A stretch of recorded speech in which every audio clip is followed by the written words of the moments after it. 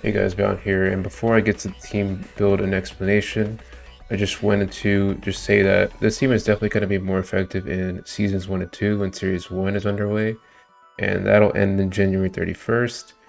After that, there's going to be the new rule set with the Ruin Legendaries and Paradox Pokemon most likely. So that team, my team is definitely going to be changed quite a bit. I'll do some changes, and then I'll update you when the time comes. But for right now, this team is going to be most effective in Series 1. So this is the team I have right now. This is with all the changes I've made throughout the season. And as you can see below my face cam is this Serena set, which is the only set I didn't change, I believe. And you can see that's the Trap Kick, U-turn, Low Kick, and Synthesis. I really like this set because Trap Kick keeps Dragon Dancers in check. And then I also changed the Terra type to Water because it's really good defensively and allows me to resist ice and steel that and other types that grass cannot resist, and it gives me the edge against Pokemon like Excalibur because then I can use Trout Kick to keep it in check, and I'm Dragon Dancing a lot and then just can hit and deal with it because this team can struggle with that Pokemon in certain situations, so it's good to have an out against that. So the first one I made a change with is Ceruledge. So I'm actually working on another Ceruledge at the moment, but this is the one I have right now.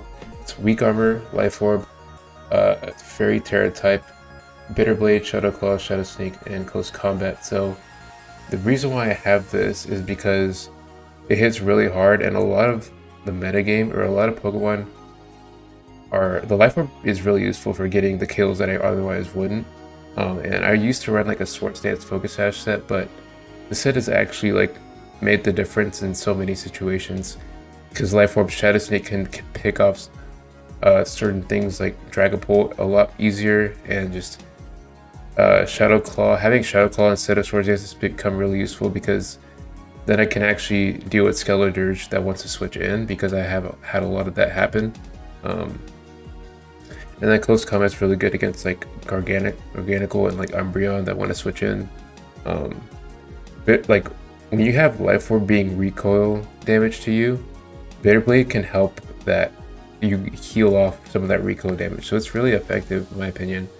And I'm actually, yeah, so like I said, I was working on a new Ceruledge set because I wanted to use Terra Normal at one point with the Flash Fire. And the reason why I want to do that is because it allows me to actually switch into fire moves like easier, because I've ran into some teams with like Torkoal and Scovillain, despite Ceruledge resisting Scovillain's fire moves, it still like does almost a one shot because I'm running into like Life Orb Fire Blast, Choice Picks Fire Blast, and you have to be really careful because those moves in the sun can be really strong. So Flash Fire helps with that, and also when you Terra out of the fire type, you can get burned with Will-O-Wisp, and this actually happened to me quite a few times, so Flash Fire does help with that as well. And also, so yeah, I'm working on a Terra Normal one because it helps me, gives me the edge against other ghost types. So and there's a lot of those being used in the format. You got Golden Go, Mimikyu, Dragonite, or not Dragonite, Dragapult, Annihilate, stuff like that, that when I just like, it basically gives you a free turn, which is really good. Annihilate being the biggest problem, I feel like, out of those Pokemon for this team, because it can just take hits and then Rage Fist, but when you have Terra Normal, you can buy yourself a turn and just give yourself a little bit of an edge against it, because that honestly can mean the difference. And so, yeah. Next one, Gastrodon. I did not change anything about Gastrodon, actually.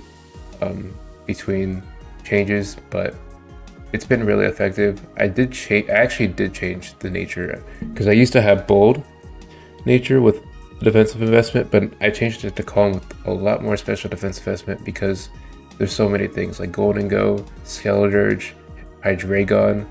It's just so many things that Gastrodon has the potential to deal with. So I wanted to have that EV spread better inclined to help take those hits. And so Gastrodon is really good. When you switch into Golden Go or Hydreigon, it gives you an idea of what kind of choice item they're using, like Choice Scarf or Choice Specs. And then you can play around that based on how much damage they do, because then you'll just know. And that's helped a lot helped a lot of my game plans versus certain teams.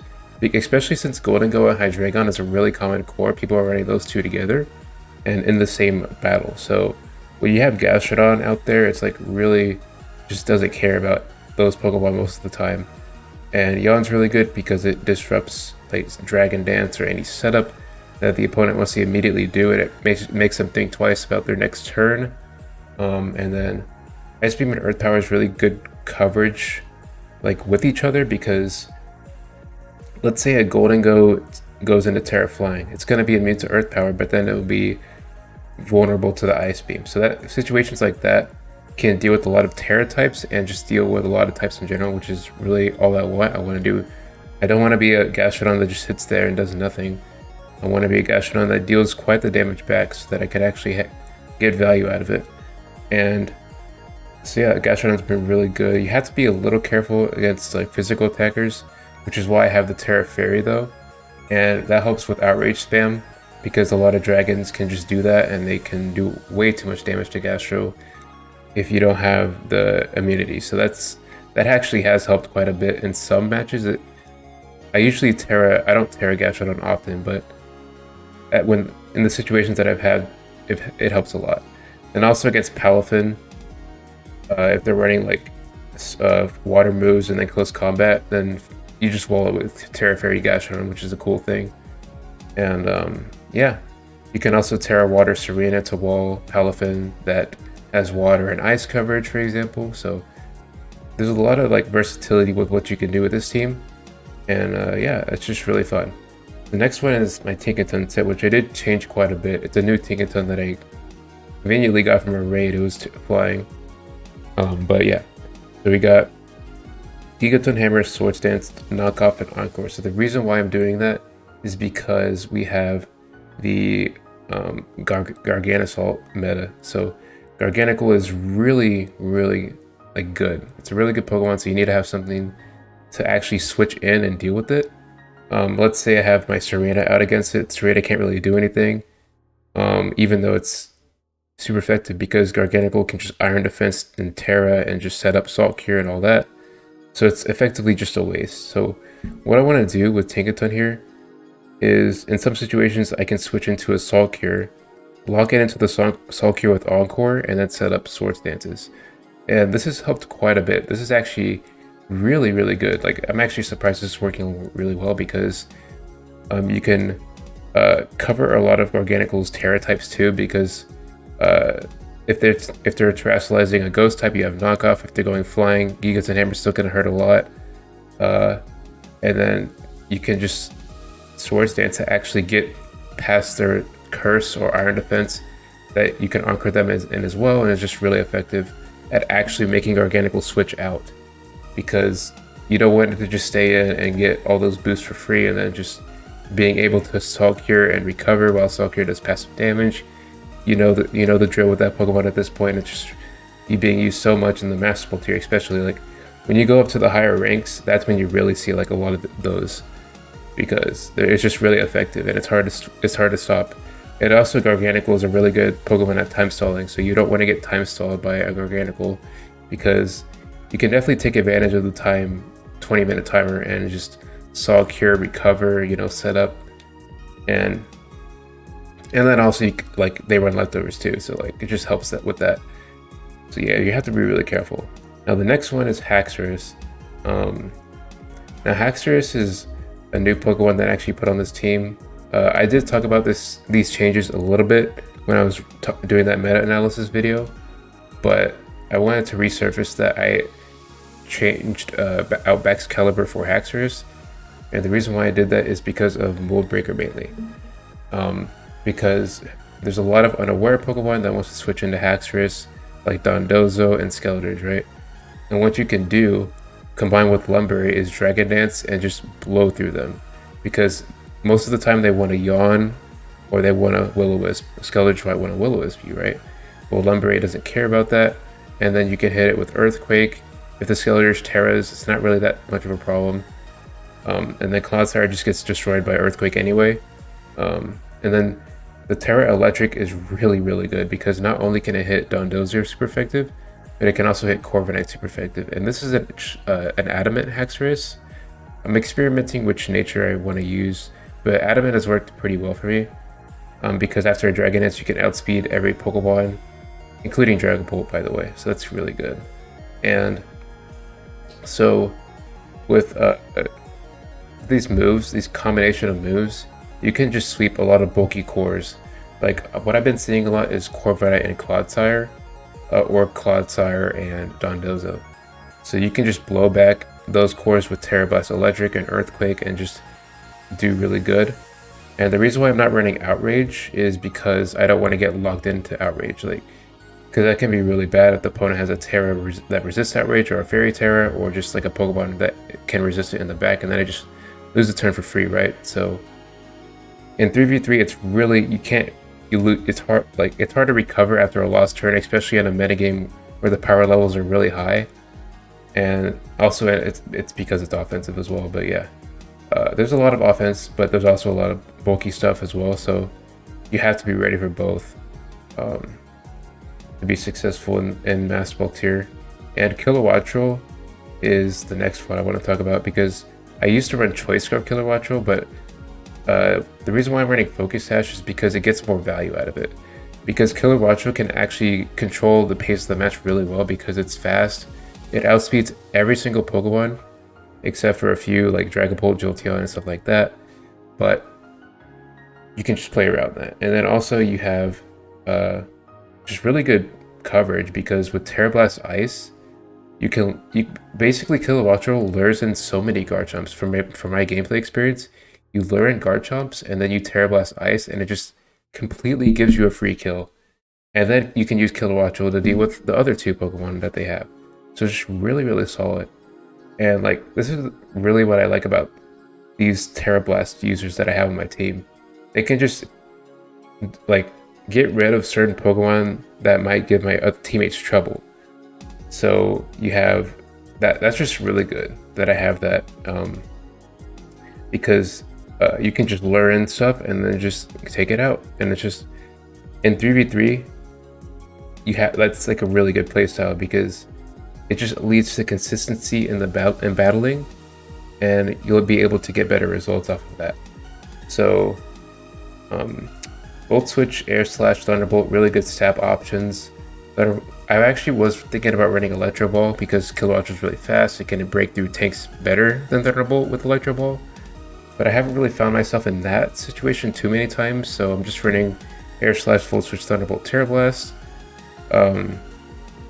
Like, the good thing, like, it's just great because Volt Switch you can just Volt Switch out on a lead, and if they switch into Garchomp, well, you just Terra Blast, and that situation just happens so many times, and it's just so good. Like, it just adds so much value to the team, because you'll have a 3v2 situation without losing any HP, because Garchomp is gonna be slower than you most of the time unless it's running Choice Scarf. But if it's running Choice Scarf, you have the Focus Sash there. And also Focus Sash is really good against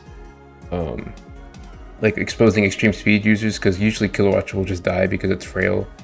I really wish the Ice typing was resistant to normal. That would make it a little bit better, and then I won't have to run Focus Sash, and I can actually run another item. But Focus Sash has helped quite a bit, and the competitive ability is insane, because you can lead it off against Grimmsnarls, for example, or just intimidate users like Salamence, Tauros, and Arcanine, and just get free boost off of it. And then since you're faster than them, you can just blow them back with stab options or just Terra Blast or anything that you want.